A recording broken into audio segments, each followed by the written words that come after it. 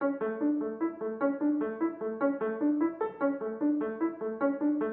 have a pretty interesting session ahead of us on a whole variety of topics, but let us first immediately go to Ganesh, who's going to moderate a session around the core technology pillars, right, that are essential for Bharat. Ganesh, over to you.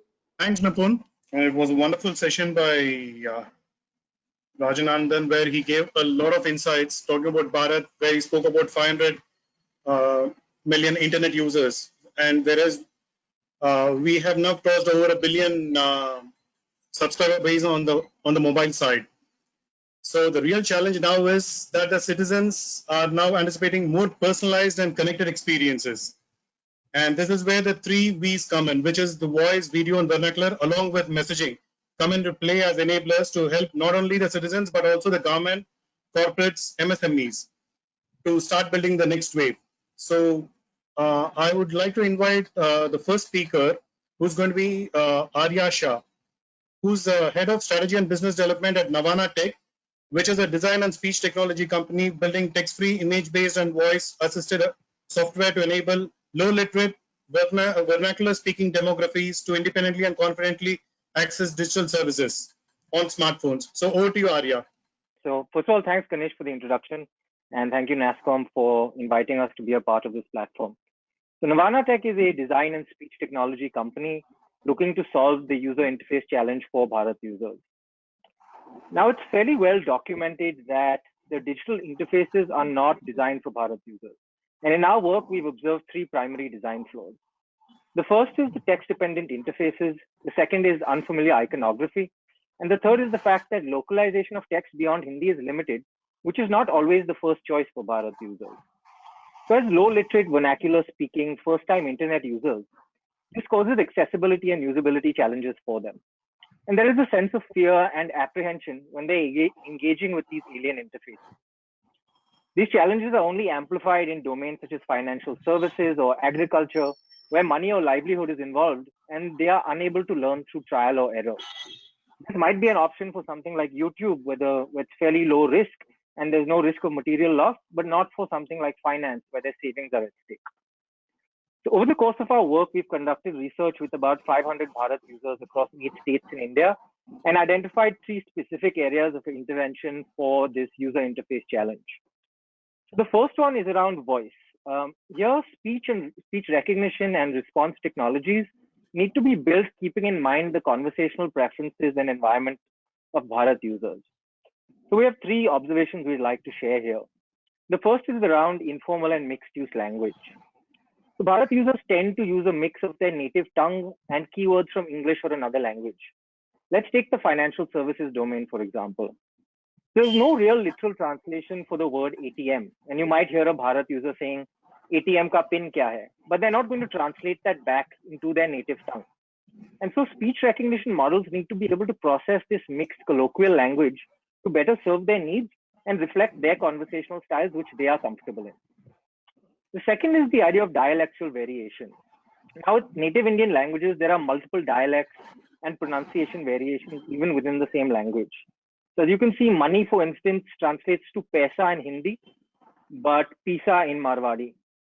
And essentially, the nuance there slightly is not too much. It's quite minor. But companies looking to build voice tech for Bharat should be cognizant of this and take this into account when collecting their audio data for training or response purposes.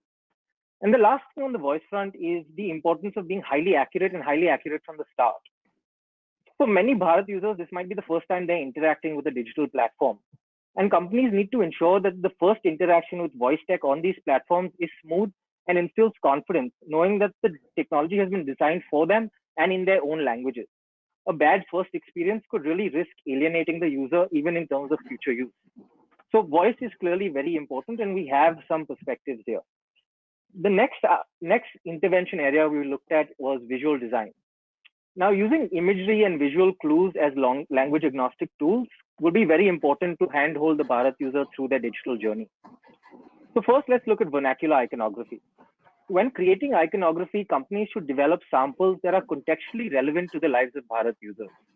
Let's take the idea of savings, for instance. A piggy bank icon that you can see on the left-hand side of your screen is unlikely to register in the minds of a Bharat user. Instead, something like a matka with a slit on the top is probably more familiar to them as a form of saving and is more synonymous with what they might have done in the past. Then we look at illustrating actions. Now here we're talking about pictorially showing the process of an action rather than just providing written or voice-based instructions. It's important to handhold the Bharat user through this digital process because many of these tasks might be unfamiliar to them. The image here shows a case where the Bharat user is required to take a picture of a debit card using their phone, and it's likely something they haven't done before. So we need to make this very explicit and clear to them through this imagery. Last is the use of contextual imagery that mimics the lived experience. So on the right-hand side of the screen, you'll see an image of a loan payment collection happening. We've illustrated this such that the male loan officer seated across the lady holds the yellow loan card. Here we're trying to recreate the context of their physical experience and bring familiarity to an otherwise alien transaction process for them that is online. And so it's really important to use these visual clues to ground them in reality and reflect what they've already been through in real life. And the last area of intervention was text. So here users have varying preferences for how and when they use text to communicate.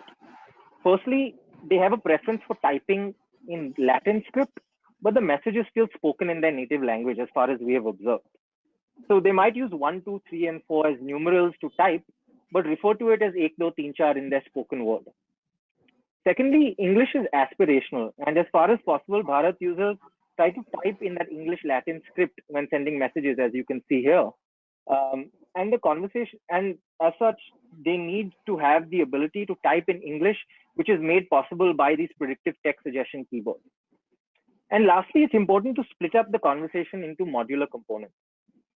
As first-time internet users, Bharat users lack the digital mental models to complete complex tasks.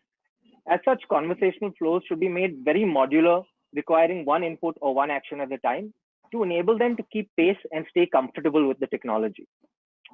Now, bringing this all together, we recognize that voice and voice-enabling technology, especially in vernacular languages, is going to be important to onboard and engage the Bharat user. But in our experience, it only serves as the entry point.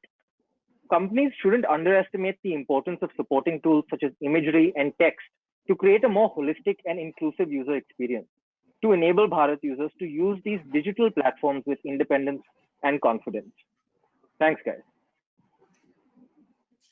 Yeah, thanks, Arya, for the wonderful, start. And you clearly touched upon the vernacular aspect. And I would like to introduce our next speaker, who is Vidhu Beni, who's a co-founder of and CEO of The Yantra Research, where he's building a vernacular conversational AI platform, The.ai, and it supports close to about 10 Indian languages. And the platform also enables an ecosystem for building vernacular products and services for Bharat. And prior to this, Vidhu was part of the Samsung research. So over to you, Vidhu. Thank you, Ganesh. Am I audible? Yes. And I hope my screen is also visible, right? Yes. Cool. Yeah, so good afternoon, friends.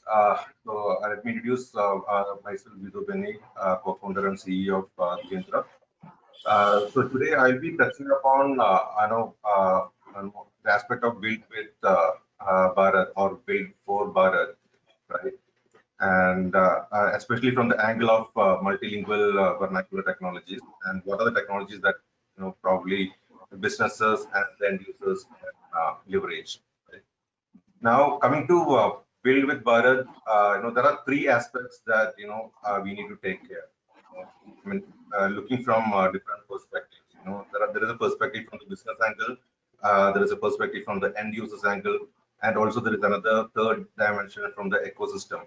What is the ecosystem that we need to build for Bharat, right?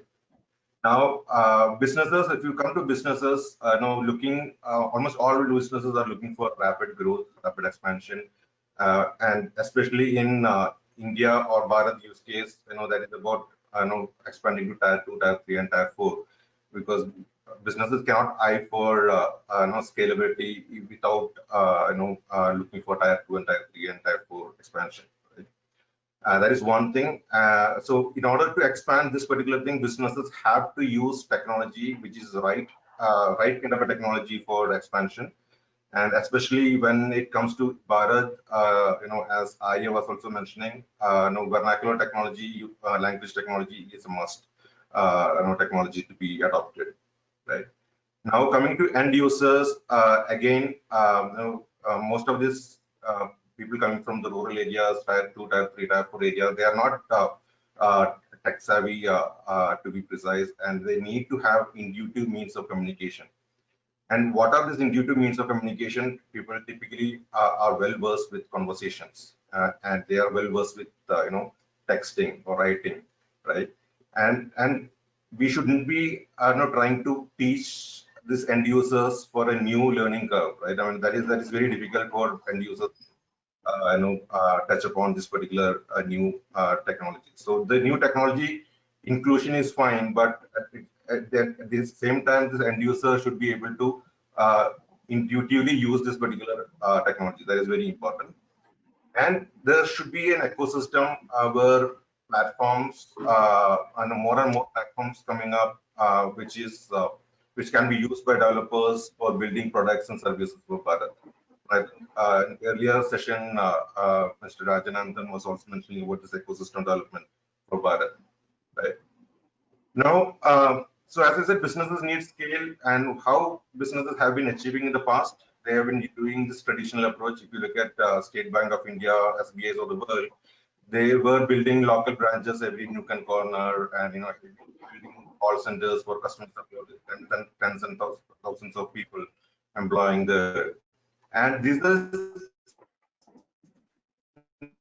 not easy to scale. It needs a lot of time to reach to the scale, and also highly capex and opex oriented, right? Now, if a business really wanted to onboard, engage, and retain their customer, by and especially with the Bharat community, now they need to adopt the right vernacular technology, right? And as we speak, this vernacular technology is gaining momentum. If you ask me, Bharat is already going live, already going online. I could see that about 50% of the vernacular speaking community already have connectivity to internet approximately. Some of them are using smartphones as well. And if you look at some of the research studies done by Google, almost all of the English-speaking community is already there on the internet arena right now. And almost 9 out of the 10 new internet users are coming from Indian language vernacular using community, right? And even if you look at the voice search thing, that India is seeing approximately about 20% to 70% growth year on year on the voice searches, which means that more and more people have started to use voice as a search mechanism or voice as a communication mechanism, right? And also, if you look at other things like there have been a lot of searches coming from the non-metro cities. Like if you look at again from the Google study, 55% of the car-related search are coming from non-metro cities, right? Which means that Bharat is already online, and it is just that businesses might need to use the right technology to get in get hand in hand with this new Bharat user. Now, what are the key technologies that needs to be used? One is, of course, speech recognition or ASR. And as Arya briefly touched upon, this also have to be with multiple Indian languages support for that, and multiple dialects support. And another important part is natural language processing. It is ASR is just a means for, let's say, transcribing speech into text. That's it, right?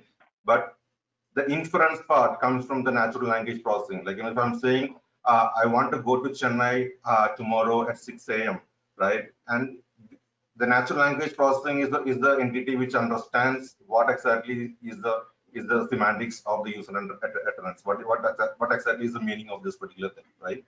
So having to have the right natural language processing for each language. And the third one is, of course, the text-to-speech kind of a thing. So, right. So conversational AI, be it voice, text bots, is a must-have technology to be adopted by any businesses, and that includes even the government side as well. And this will have this multilingual vernacular aspect, as he said. The mix of languages that typically people use, and etc. Right. Now, third one is the biggest one. Having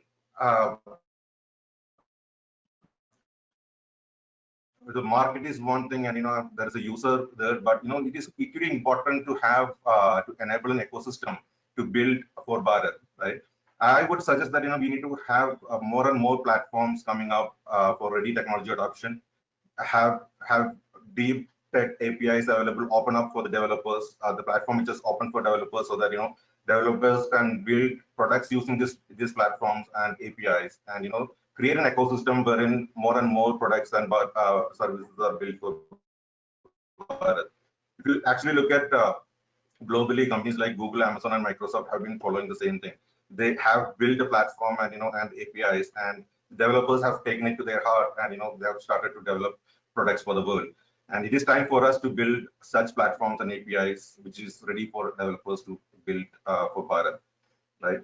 And for example, Zero.ai has the open platform. Now, if you actually go to Zero.ai, you can actually see a platform where developers can leverage our APIs and technology platform for building products for Bharat. Lastly, any businesses who wants to adopt the technology, they need to ask the right set of questions. Like say questions like do this particular vendor or the platform that you're planning to use, they really own the underlying tech or not? If they don't own, and if they are using a third-party tech, you actually have a risk of having adaptation. I mean, if you want to have some kind of a customizations to be done for your product names and things like that, that kind of adaptability you will be missing if the vendor doesn't have own technology. Of course, language is one thing, and the third one is seamless. How seamless or sticky is the onboarding process, right? Whether you have flexibility, whether the vendor offer, if you are a business where you want to have data privacy and you want to have an on-prem installation, whether the vendor provides that kind of a thing or not, or if you are okay with SaaS, whether you can have cloud agnostic solution, like you can put it onto any kind of a cloud, like be it AWS or Google GCP or whatever it is, right? So all those flexibility is something which you need to look into. And of course, option for human intervene, because no AI is foolproof. You might need to have humans tackling for the critical questions that might be coming up. And the number of channels, of course, because you really want that to have your users to engage with the users on the channels on which they are currently. If they are on WhatsApp, you must have a channel for WhatsApp and interact with them over WhatsApp. Or if they are if they are using a feature phone, you must have an IVR, as a channel to reach out to them. Of course, using conversational automation and things like that, right? And lastly, as I said, how intuitive or how is the learning curve for the end users. So these are the things that you might need to consider when you select a particular platform. I think that's it from my end. Yeah, thank you, Vidhu, for the detailed presentation on how to enable voice and vernacular. And now our third speaker in this panel is Ms. Sonia Kaul, who's a director for digital products at Karix and has over 18 years of experience in business development, customer experience management, and has worked across various geographies and markets and with large telcos, the IoT platforms, and other enterprise communication products. So it's over to you, Sonia. Thank you, Ganesh. Hi, everyone. Thank you, NASSCOM, for giving this opportunity to kind of, bring forth what Karix can do and has been doing in the whole financial inclusion and social inclusion space. So just a little bit of brief of what messaging is all around. Perfect. So just a quick stat here. I think India alone probably sees about 35 billion messages every single month. 35 billion messages. right? So which means that there is already a lot of communication that is happening to users around the country. I would say there is a 40-60% mix of, let's say, smartphones versus feature phones. Now I would say it is more 50-50. With more penetration of geo phones coming in as feature phones, but having a lot of apps anyways available for users, and a lot of other chat and then of course FB Lite and WhatsApp Lite available on the feature phones. But the challenges still remain, in terms of communication and the outreach that we have within the semi-urban and the rural adoption. And then, of course, you can't, the businesses, cannot reach this populace, is because they largely have very low-end phones, which obviously cannot have the space for too much app download. And again, this communication that we talked about has largely been through voice, through SMS, which is again restricted to about 165 characters, is very, very one way. There is absolutely no interaction. And it's not designed for a conversation, really, not designed for it. It is meant for a notification or an information being shared with the users, and not really allows any, does not allow any space for a consumer to brand kind of interaction, right? And then the of course both my predecessors have talked about how vernacular is really playing a major part, because a lot of this communication is either English or Hindi, and does not really get localized for a large populace to interact with. But we have seen over the last, I think, 2-3 years, really a big change kind of happening. I think with geo phones penetrating, slowly into the larger populace of India, we've seen data consumption has kind of, exploded. We've seen that mobile phones have suddenly become the first screen of internet, right? And because of this, I think the demand of consumers, because they've been used to now using gaming apps, and they're using entertainments, they're using video sharing apps. And I think that has given rise to some new expectations. They are very, very nascent, but there are expectations. Right now, conversations are possible. Personalization is expected to some extent, maybe not as much as in urban India, but it is. And of course, they want a very simple interface, ease of use, to be able to communicate back to the businesses or to the government or any other interaction that's happening. So what our vision, of course, is, being in this whole messaging space, is that we want to transform these mobile engagements. We want to make them actionable. We want to make them interactive. Right? Any SMS or any voice IVR or nobody call, is again one way, very limited two-way. If you can, reply back on a missed call or a short code service, but again, it's not conversational, right? And that's what we want to bring out. We want to bring out every message should have an action from the user that can be actioned at the back end and fulfilled, because that is what is going to determine, how well these technologies are adopted, how well the brand is adopted, how well the service is adopted, and so therefore making every message interactive, and then really connecting it with some action that either governance or a social body or a business entity has to fulfill, for the user. So I'll give you an example. I'm just going to walk you through some of the use cases here. So, one classic example was, how do users who don't understand, a language, which is English or Hindi, how do they work with, let's say, a banking app, right? It doesn't necessarily need to have data. So therefore, there was something that we did where actually an entire banking app was at the back end being run on SMS, and connected to the bank's complex systems in the back end, but actually running on a plain simple SMS logic.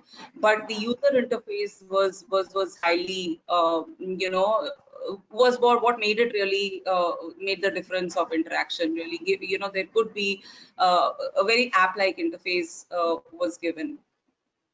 Then the other thing on SMS today is that, okay, if we don't want to bring a very light app, is how do you actually make a 165 character message or an IVR notification which needs much more information from the user, or info on demand, more accessible, right? So the technology that we are actually now using is actually making this possible, right? So we are now trying to make every message actionable, not only on SMS, but again, like I said, with Jio coming in, we've also seen huge consumption of an adoption of conversational UIs, especially on WhatsApp, right?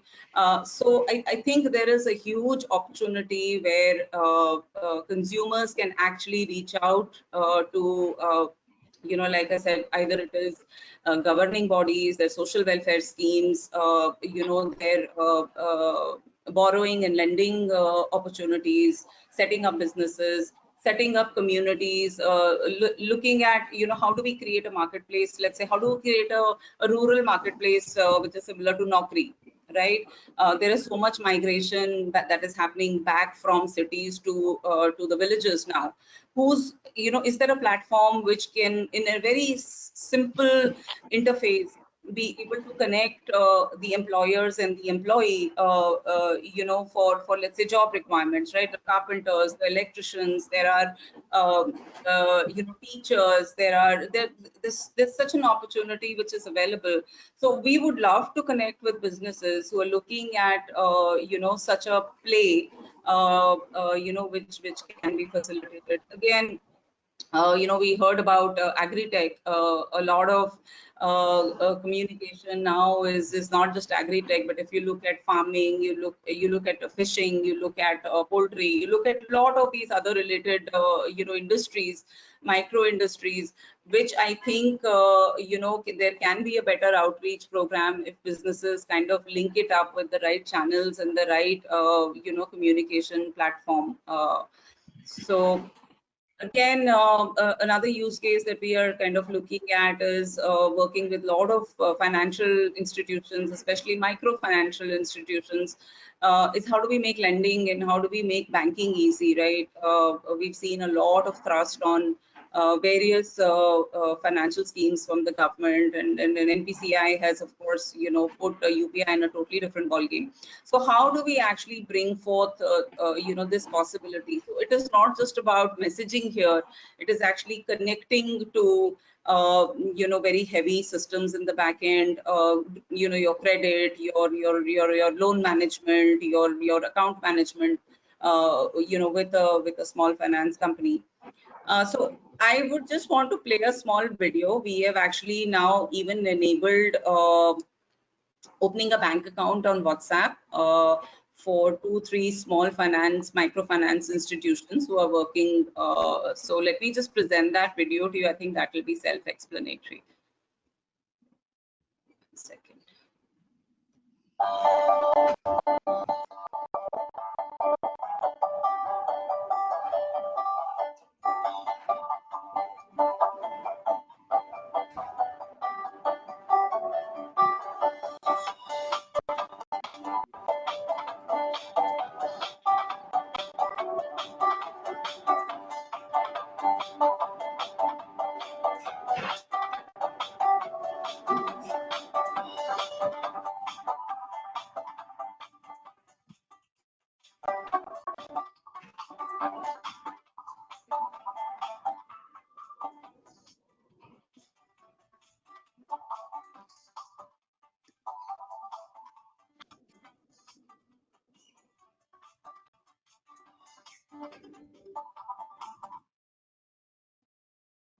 Sorry. Hello. I think my connection was broken. Hello. Yeah, I think the slide. We can hear you. We can hear you. Okay, so so I basically want to stop here to show you guys how we were actually doing a complete Aadhaar verification and opening an account. So customer actually gives a missed call. If you see it in this frame here, he gives a missed call.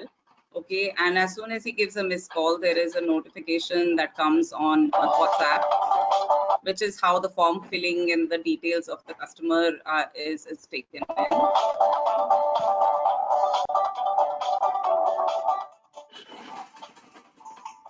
And then we do the entire Aadhaar verification. So this is we connect via the Aadhaar DigiVault, and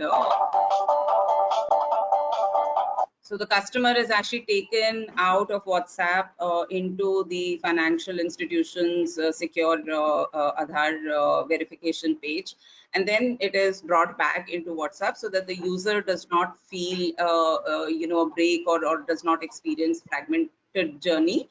So we bring them back to WhatsApp, where he then finishes out the form.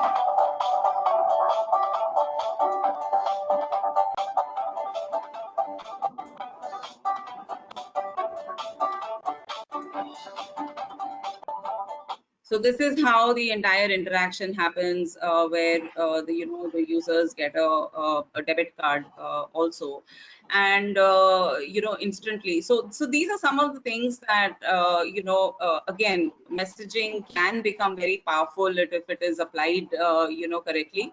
And we are now working with a lot of institutions are making it NLP based also. You must have seen like a tree structure here in WhatsApp, but we are now making it all conversational, wherein it's all NLP driven, and we are actually now working with different partners to try and see how we can bring in vernacular, how we can bring in more, like Vidhu and Arya were talking about, bring some different design elements which are more appealing to the audience and kind of make it. So that's it, Ganesh. That's it from me. Yeah. Thanks a lot, Arya, Vidhu, and Sonia. So three of the most important things that kind of solves the problem for the Bharat users actually. So what I'll do is I'll just take one question since we are running out of time. I'll just take one question from the audience, where one of the users has asked for the financial transaction need to be traceable and secure from mobile cloning point of view.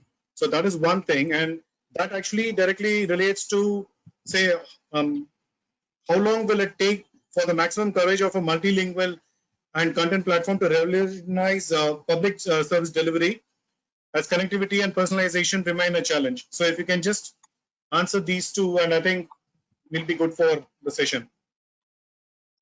Sure. So I'm happy to take these questions.